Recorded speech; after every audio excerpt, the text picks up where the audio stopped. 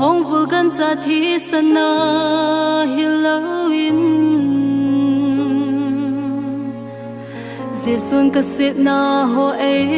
hung tha to ta thing pel chunga a long ki khai sangin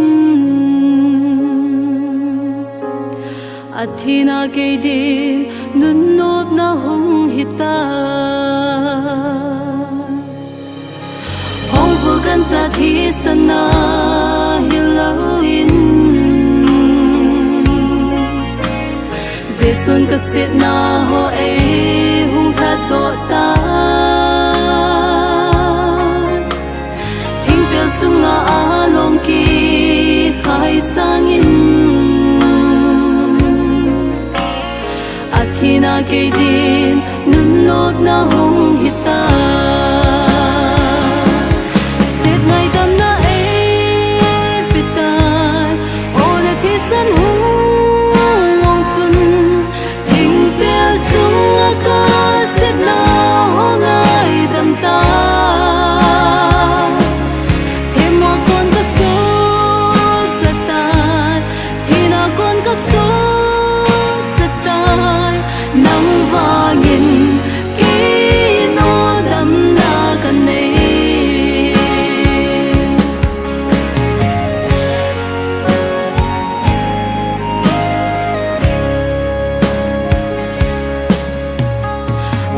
sunga ling lu khu ki khu pe a khut a ke nga thi san a hung long tha tui du dan cha in a peng ka pa ka ke chon se za la hung tho ana hi so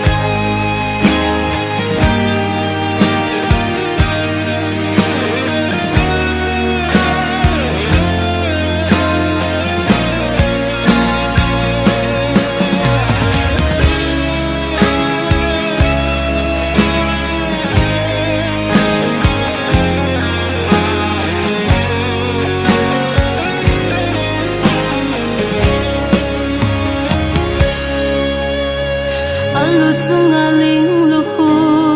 ki khu pe